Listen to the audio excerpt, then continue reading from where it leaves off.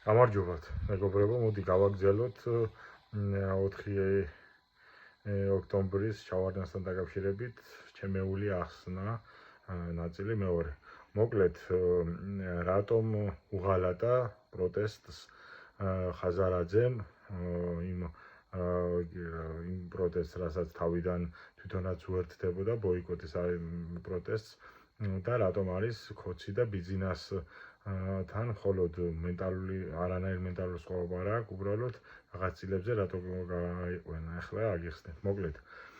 ხაზარაძე სესხს იღებს ევროპიდან და აზიიდან სადღაც 1, 2, 3 დაბალ პროცენტიან სესხებს იღებს, მოკლედ რა. და როდესაც საქართველო გახდება ევროკავშირის წევრი, იგივე რეგულაცია და იგივე პროცენტები იქნება საქართველოში და შესაბამისად ახლა მას უნდა რომ 1%-ად აღებული სესხი, რომელიც ახლა 20, 15 და 30%-ში და 35%-ში ასესხებს, უნდა რომ ეს მილიონები დაკარგოს მაშინ როცა TBC ბანკი და საქართველოს ბანკი ყოველწლიურად ჯარიმის სახით იხდიან დაახლოებით 50 მილიონს ცოტა მეც იმისთვის რომ წმინდა მოგება ეროვნული ბანკის მიერ დაწესებული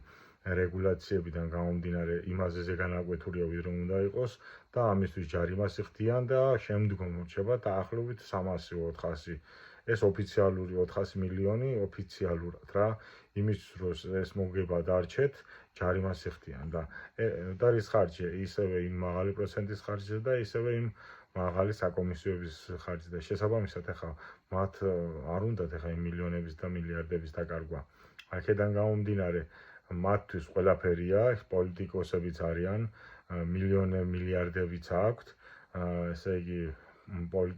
რამე პოლიტდევნილებიც პოლიტპატიმრებიც არიან აქედან გამომდინარე არანაირად არ აწყობდა ამ 4 ოქტომბრის წარმატება და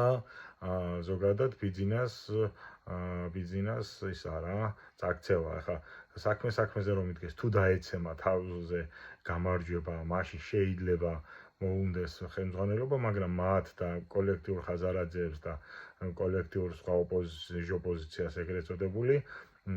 ურჩევნია ბიზნესა იყოს სუსტი და წველოს მხოლოდ ესაა თორე ამე პასუხისმგებლობის აღება არ შეიძლება ამით იმას არ ვამბობ რომ ბიზნესა კარგია უბრალოდ ესენიც განავლები არიან და აქედან გამომდინარე ხალხი ამათ განავალობასაც რომ უყურებს ხდება რომ რა მნიშვნელობა აქვს რომელი იქნება ბიზნესა თუ ეს ორივე ერთნაირები არიან და მაინც ტოვებენ ჯერჯერობით იმ განავალს რაც ბიზნესა არის გამოიძიეთ ჩვენი არხი დიატივი აბა თქვენიცით